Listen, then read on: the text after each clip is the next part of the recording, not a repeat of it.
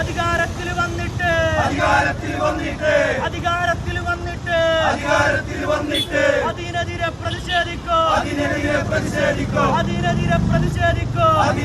പ്രതിഷേധിക്കോ ഞങ്ങളെ പൊന്നും നേതാവിനെ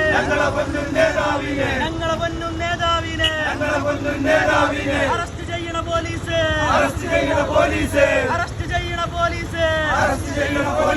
ഇല്ല നടപ്പില്ല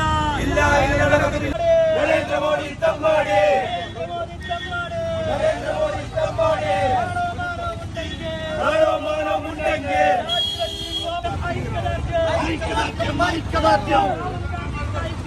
രാഹുൽ ഗാന്ധി